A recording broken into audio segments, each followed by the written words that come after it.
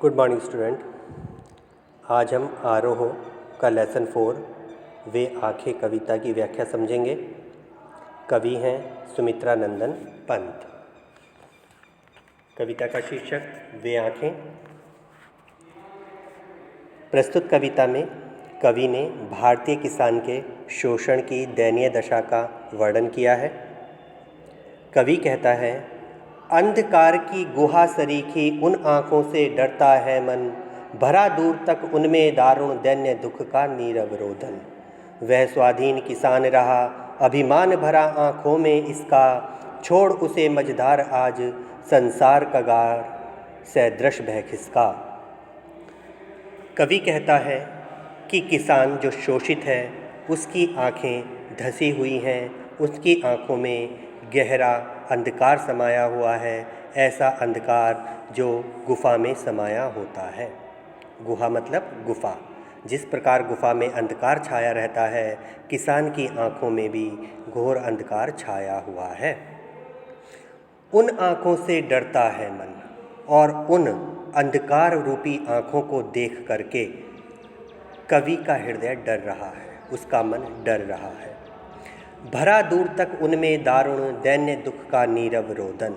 दारुण का मतलब है कठोर, दैन्य मतलब दीनता, नीरव माने शब्द रहित, बिना शब्द का, रोदन माने रोना। तो कवि कहता है उन आँखों को देखकर मन डरता है, ऐसा लगता है कि उन आँखों में दयनीयता छाई है, दुख का मौन रुदन भरा हुआ है, उसकी आँखों में भयानक गरीबी का दुख व्याप्त है। अर्थात वह दुख किस बात का है? गरीबी का दुख है, उसकी दैन्यता का दुख है, और वह दुख निःशब्द है क्योंकि उसकी खामोश आँखों से वह दुख प्रकट हो रहा है। वह स्वाधीन किसान रहा, वह किसान कभी स्वतंत्र था, स्वाधीन था, अभिमान भरा आँखों में इसका, और कभी उसकी आँखों में भी स्वाभिमान झलकता था। छोड़ उसे मझधार आज संसार कगार सदृश भय खिसका, परंतु आज वह अकेला पड़ गया है। संसार ने उसे समस्याओं के बीच में छोड़कर किनारे की तरह बहकर उससे दूर कर दिया है। लहराते वे खेत द्रगों में हुआ बेदखल अब वह, जिनसे हंसती थी उसके जीवन की हरियाली जिनके त्रन त्रन से। कवि कहता है कि किसान अपने अतीत को याद करता है, किसान अपने अतीत को याद कर रहा है, बीते दिनों को याद कर रहा है, और उन बीते दिनों में उसकी आँखों में, द्रग माने होता है बेटा आँखें, उसकी आँखों में उसके हरे भरे खेत लहराते हुए दिखाई देते हैं। अर्थात जब वह अपने पुराने दिनों को याद करता है तो उसकी आँखों में उसके हरे भरे लहराते हुए खेत दिखाई देने लगते हैं। हुआ बेदखल अब वह जिनसे, और यह वही खेत हैं जिन खेतों से उसे अब बेदखल कर दिया गया है। हंसती थी उसके जीवन की हरियाली जिनके त्रन त्रन से, और उसके जीवन में भी सुख ही सुख छाया हुआ था, हरियाली छाई हुई थी, क्योंकि उसके खेतों में जो फसलें थीं वो लहरा रही थीं, हरी भरी थीं। आँखों में ही घूमा करता वह उसकी आँखों का तारा। अब कवि कहता है कि किसान की आँखों में उसकी आँखों का तारा घूम रहा है। उसकी आँखों का तारा यानी उसका बेटा। यहाँ पर मुहावरे का प्रयोग किया गया है। आँखों का तारा मतलब जो उसको प्रिय हो, यानी पुत्र। तो किसान को अपने पुत्र की याद आ रही है, उसकी तस्वीर उसकी आँखों में चमक रही है। कारकुनों की लाठी से जो गया जवानी में ही मारा। कारकुन यानी जमींदार के आदमी, जमींदार के कारिंदे। तो कहता है कि उसके पुत्र को जमींदार के व्यक्तियों ने लाठियों से मार मार के ख़त्म कर दिया, मौत के घाट उतार दिया। उसका लड़का जवान था और उसके उस जवान लड़के को निर्दयता के साथ जमींदार ने ज़मीन हड़पने के लालच में मार दिया। बिका दिया था घर द्वार महाजन ने ना ब्याज की कौड़ी छोड़ी, और किसान के घर को महाजन ने ब्याज के लिए बेच दिया, अर्थात उससे छीन लिया। महाजन ने अपने पैसों को वापस लेने के चक्कर में क्या किया, किसान का घर भी उससे छीन लिया।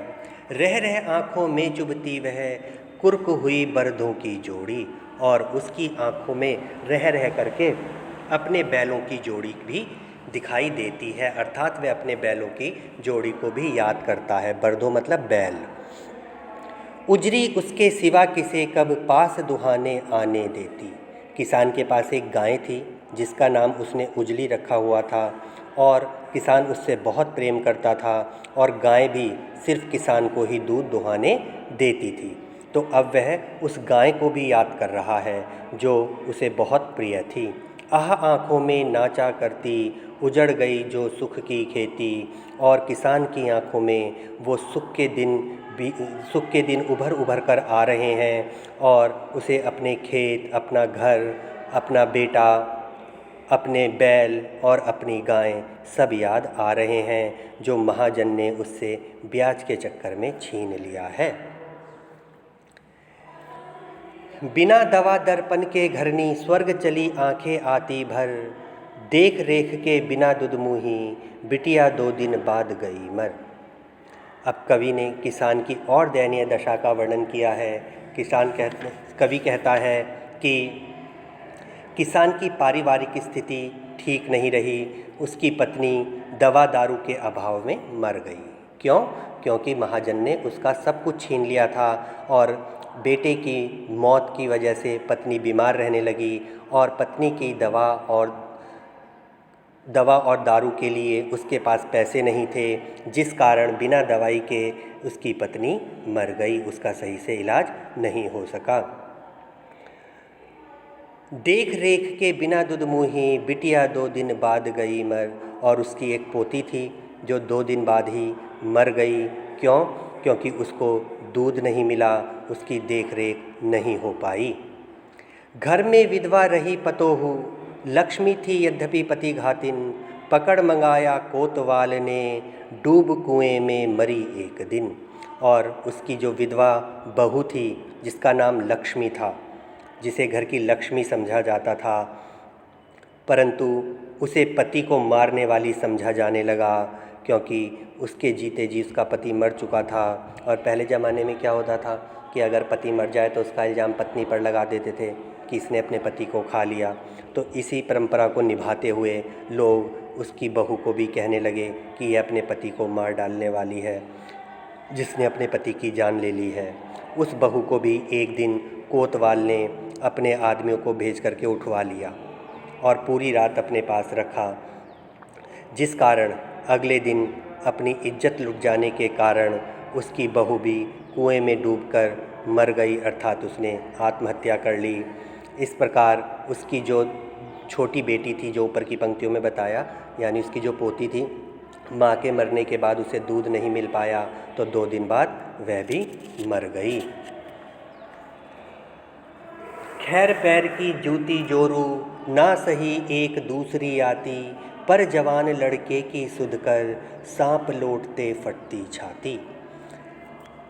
किसान को अपनी पत्नी की मृत्यु पर विशेष शोक नहीं है, अर्थात वह अपनी पत्नी की मृत्यु को बहुत बड़ा दुख नहीं मानता। उसका मानना है कि जैसे जूती होती है वैसे ही जोरू होती है। अगर पैर की जूती फट जाए, खराब हो जाए तो दूसरी जूती मंगा ली जाती है। ऐसे ही दूसरी पत्नी भी लाई जा सकती है। यह कल्पना है उस समय की जब समाज में स्त्रियों को ज़्यादा सम्मान नहीं मिलता था। आज के परिप्रेक्ष्य में इस चीज़ को लेकर ना चलें। तो किसान क्या कहता है कि खैर पैर की जूती जोरू ना सही एक दूसरी आती, कि जो पत्नी होती है वो पैर की जूती के समान होती है, एक चली जाती है तो दूसरी आ जाती है। पर जवान लड़के की सुध कर सांप लौटते फटती छाती, किंतु वह अपने जवान बेटे को नहीं भूल पा रहा है। जब जब उसे अपने जवान बेटे की याद आती है उसका सीना दुख से फटा जाता है, उसकी छाती पर सांप लौटने लगते हैं, अर्थात उसे बेटे की मृत्यु का असहनीय कष्ट सहा नहीं जा रहा है। पिछले सुख की स्मृति आँखों में क्षण भर एक चमक है लाती, कवि कहता है, किसान जब अपने पिछले खुशहाल जीवन को याद करता है तो उसकी आंखों में पल भर के लिए प्रसन्नता की चमक आ जाती है, परंतु अगले ही क्षण तुरंत शून्य में गड़ वह चितवन तीखी नोक सदृश बन जाती। और अगले ही क्षण में जब उसे सच्चाई का पता लगता है और उसका यादों का सिलसिला टूटता है तो फिर उसकी नज़रें शून्य में अटक कर गड़ जाती हैं, वह विचार शून्य हो जाता है और एक पलक अपलक यानी एक टक देखता रहता है। उसकी नज़रों में, उसकी आँखों में फिर अंधकार छा जाता है। तो ये थी हमारी कविता। अगली कविता का अर्थ अगली वीडियो में।